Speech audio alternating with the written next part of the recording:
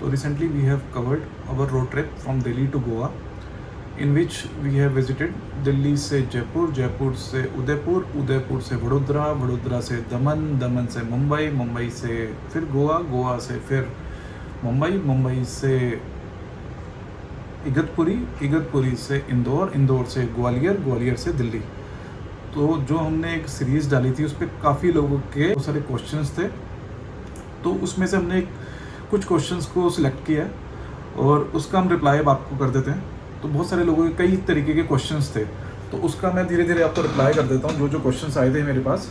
पहला क्वेश्चन था कि सर आपकी टोटल डीसी चार्जिंग और एसी चार्जिंग की जो आपने बाहर से चार्ज किया दिल्ली से गोवा जाने का और गोवा से वापस आने का, टोटल कॉस्टिंग कितनी आई?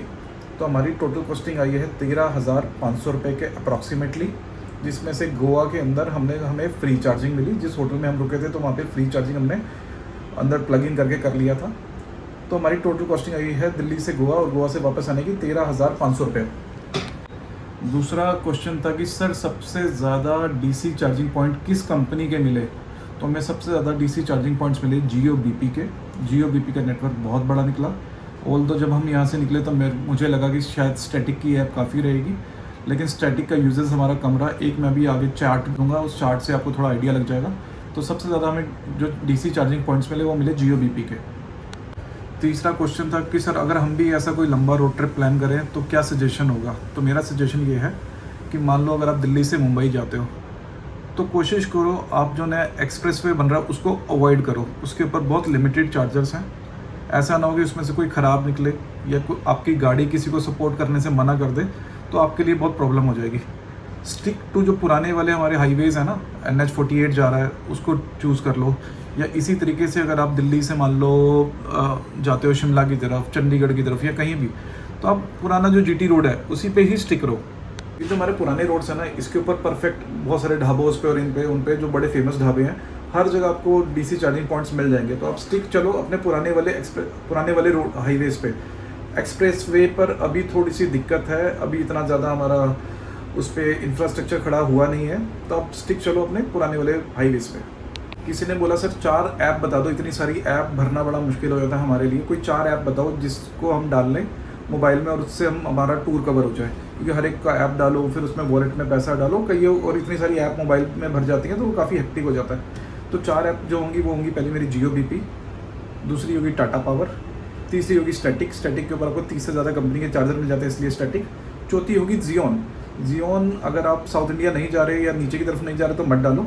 जियोन का पूरा नेटवर्क नीचे भरा पड़ा है, इतने उनके चार्जर हैं, वहाँ पर शायद दूसरी कंपनी के नाम मिले आपको, लेकिन जियोन ज़रूर मिलेगा।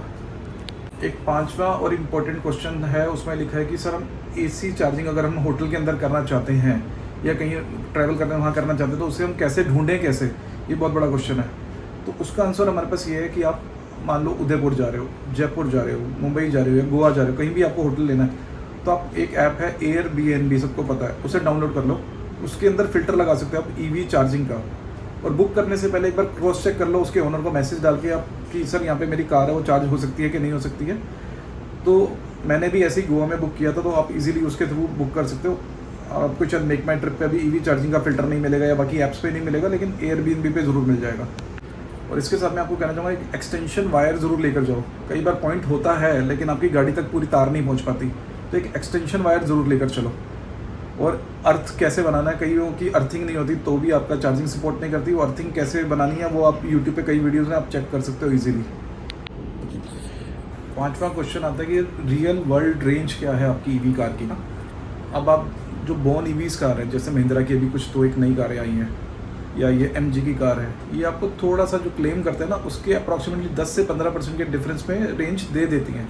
लेकिन जो कारें पेट्रोल में भी हैं, डीजल में भी हैं और उनका इन्होंने कन्वर्ट किया है बैटरी के अंदर, वो थोड़ा सा आपको रेंज कम देंगी जो बताती है कंपनी। जैसे कईयों ने मुझे बताया टाटा कर्व शायद 480 कुछ किलोमीटर की रेंज बताती है, लेकिन 325 350 तक की रेंज देती है AC ओन के अंदर। तो उसमें शायद आपको 30% के आसपास का फ़र्क आ जाता है।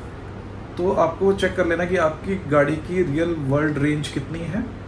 दूसरा, अगर आप अपनी गाड़ी को स्पीड में चलाते हो, 100 से ऊपर से ज़्यादा क्रूज़ करते हो, तो ऑब्वियसली उसकी रेंज ड्रॉप होती है। तो एक वो भी ध्यान रख के चलना। सजेशन ये आप मस्ती में चलो, अपना 70 80 90 तक चलो। ज़्यादा स्पीड करोगे, ज़्यादा करोगे तो आपकी बैटरी ज़्यादा बैटरी कंज्यूम करेगी और आपकी रेंज ड्रॉप होगी। ये चार्जर ढूंढे कैसे, तो ढूंढे कैसे बड़ा आसान है। लक्शेयर की एक ऐप आती है, आप उसे डाउनलोड कर लो। जियो की ऐप पे आप अपना उसमें जाके टूर प्लान कर सकते हो। मान लो आपने जाना दिल्ली से उदयपुर, तो उसमें आप प्लान कर लो दिल्ली से उदयपुर। वो आपको बोलेगा इसके बीच में आपको 2 बार चार्जिंग लगेगी, 2 कोई भी स्टेशन चूज़ कर लो। वो उसको मैप पे आप लगा दो सीधा, तो आपको वो बता देगा कि यहाँ पे आपको चार्ज करना है, यहाँ पे चार्ज करना है। ऐसे ही स्टैटिक पे जाओगे तो स्टैटिक आपको चांस देता है 10 जगह चार्जिंग पॉइंट चूज़ करने का। मान लो आपने दिल्ली से उदयपुर किया, उदयपुर है अप्रॉक्सीमेटली 680 किलोमीटर, 670 किलोमीटर दिल्ली से ना। उसके बीच में आपने प्लान किया, 10 पॉइंट पे आपने लिख दिया। पहले वाले पे आपको लगता है कि आपको चार्जिंग की जरूरत नहीं है, मत करो। दूसरे वाला पता चले चल ही नहीं रहा तो मत करो। तीसरे वाले पे कर लो। तो आपके पास इनफ ऑप्शन हो जाते हैं अपना टूर प्लान करने का ईवी के अंदर। थोड़ा सा हमारे को चेंज करना पड़ेगा पेट्रोल और उससे, पर इजीली आप प्लान कर सकते हो। अगर आप एप्स फ्रेंडली हो, नेट सेवी हो, तो आप ये प्लान कर सकते हो। एक क्वेश्चन था कि सर हमें कैसे पता चलेगा वो अवेलेबल है या उसका सही चल रहा है या नहीं चल रहा। तो अवेलेबल, अगर वो अवेलेबल है तो वो आपको उसकी ऐप के अंदर दिख जाएगा। जैसे टाटा पावर के हैं तो उसमें टाटा पावर में दिख जाएगा कि ये स्टेशन अवेलेबल है कि नहीं है। वो ग्रीन कलर का होगा, बाकी सारे येलो में होंगे या रेड में होंगे, वो आपको पता चल जाएगा फॉल्टी है तो। लेकिन उसके फिर भी आपको रिव्यूज चेक करने बड़े ज़रूरी हैं। जैसे मैं भी 2-3 जगह रुका, लेकिन उनकी स्पीड था 60 किलोवाट का, स्पीड आ रही थी 5 किलोवाट 7 किलोवाट तक की, बहुत कम आ रही थी। तो कहीं भी आप किसी भी स्टेशन पे जाओ तो उसके रिव्यू ज़रूर चेक कर लो। रिव्यू आप लक्शेयर की ऐप पे चेक कर सकते हो, उसके कई ऐप्स के अंदर भी उनके रिव्यू होते हैं तो वो भी चेक कर सकते हो। रिव्यू इन द सेंस, एक तो मैंने आपको बता दिया कि उसकी स्पीड कम आ रही है। दूसरा एक इशू होता है कि पार्किंग, कई जगह पार्किंग का बड़ा इशू होता है, 2 गाड़ी लग नहीं सकती है, कुछ इशू होता है, तो वो भी लोगों ने मेंशन कर रखे होते हैं। अगर आप भी कहीं ट्रैवल करने जा रहे हो और आपने कहीं चार्जिंग करी है, आपका जो भी एक्सपीरियंस रहा है, तो आप वहाँ पर ज़रूर शेयर करो, वो हेल्प करेगा दूसरे लोगों के लिए। क्वेश्चन और था कि do I need multiple charging apps, तो क्वेश्चन आंसर है येस। उसका मैंने आपको सोल्यूशन बताया कि आप जियो कर लो, जियो इंडिया में हर जगह है। स्टैटिक कर लो, स्टैटिक ऐप पे आपको 30 से ज़्यादा चार्जर दिख जाते हैं, तो आपके लिए बहुत आसान हो जाएगा। एक अलग से करनी है तो टाटा पावर कर लो। ये 3 ऐप तो आप रखो ही रखो। क्वेश्चन और आया कि कितना टाइम लगता है सर आपको चार्जिंग करने में। ये बहुत अच्छा क्वेश्चन है। जैसे मेरे पास है MG वेंसर, अब चार्जिंग पॉइंट्स आ रहे हैं, कोई 22 किलोवाट का आ रहा है, कोई 30 किलोवाट का आ रहा है, कोई 60 किलोवाट का आ रहा है, कोई 120 किलोवाट का भी आ रहा है। पर मेरी गाड़ी MG वेंसर मैक्सिमम सपोर्ट करती है 45 किलोवाट चार्जिंग को।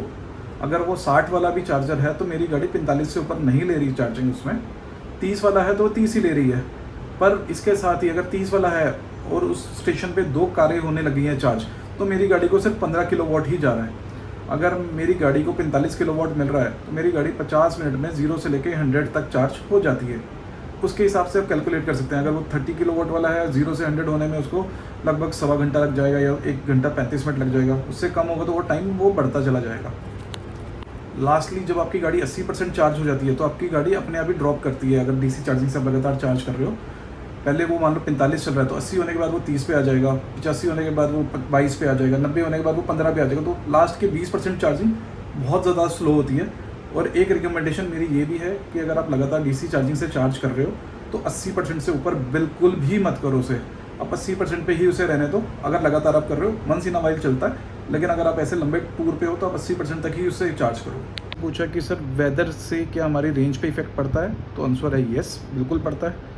अगर बारिश हो रही है, अगर बहुत ज़्यादा ठंडा है, बहुत ज़्यादा गर्म है, तो ऑब्वियसली आपको हीटर की या आपको AC की ज़्यादा ज़रूरत पड़ रही है, या पहाड़ हैं तो आपकी गाड़ी को ज़्यादा पावर कंज्यूम करनी पड़ रही है उसको ऊपर चढ़ाने के लिए, तो यस आपकी रेंज पे फ़र्क पड़ता है। अगर आप स्पीड भी ज़्यादा चलाते हो तो भी आपकी रेंज पे फ़र्क पड़ता है। लास्ट क्वेश्चन था कि क्या क्या एक्सेसरीज़ हमारे को कैरी करनी चाहिए।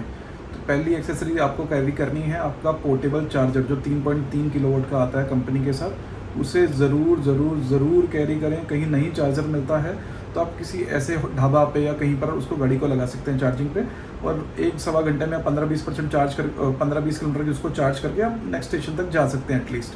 तो वो आपको ज़रूर कैरी करनी है। सेकंड, मैंने आपको बताया कि एक्सटेंशन वायर ज़रूर कैरी करो। तीसरी चीज़, कोई भी एंटरटेनमेंट का सामान, आप मूवी देखना चाहते हो, टाइम लग रहा है 1 घंटा, आपने खाना खा लिया, 15 मिनट में आप बैठे हो, कुछ है नहीं करने को, तो कुछ ना कुछ आप मोबाइल में देख सकते हो या टैब में देख सकते हो, या कोई प्ले स्टेशन जो आजकल हैंडी निंटेंडो के आते हैं, वो जो भी आपका शौक है आप अपने हिसाब से कैरी कर सकते हो। चौथी एक्सेसरी जो आपको कैरी करनी है, पावर बैंक्स। बिल्कुल भी मत भूलना, 1-2 अच्छे पावर बैंक ज़रूर लेकर चलो रास्ते के लिए, मोबाइल के लिए या बाकी सामान के लिए, तो आप उसको यूज़ कर सकते हो। लास्ट 2 चीज़ें आपको जो कैरी करनी है, एक है आपका FID कार्ड। कहीं पर नेटवर्क नहीं आ रहा या कुछ इशू आ रहा है आपके मोबाइल के साथ, या मोबाइल बंद हो गया, तो एटलीस्ट आप अपने कार को चार्ज कर पाओ, उसके लिए आपको एक चाहिए होता है RFID कार्ड। ये इसके साथ प्रॉब्लम ये है, ये हर ऐप का अलग अलग है। तो आप एक जियो या स्टैटिक का बनवा सकते हैं अपने रूट प्लान के हिसाब से। इसका कोई चार्ज नहीं है, जितना पैसा डालोगे वो आपकी ऐप पे भी शो होगा, तो इसको आप ज़रूर एक बनवा लें। Last but not least, RSA का नंबर, आपके रोड साइड असिस्टेंस का नंबर आपके पास हमेशा होना चाहिए। कल को फिर भी कहीं दिक्कत आ जाए, प्रॉब्लम आ जाए, तो आप हमेशा उनको कॉल कर सकें। तो एक आप अपने पास हमेशा हैंडी रखो RSA का number. Thank you so much. अगर आपके कोई और भी क्वेश्चंस हैं तो आप इसके कमेंट बॉक्स में लिख सकते हो, मैं कोशिश करूँगा उन्हें पूरा रिप्लाई करने का। तब तक आप चैनल को लाइक, कमेंट और सब्सक्राइब करना चाहें तो कर दीजिए।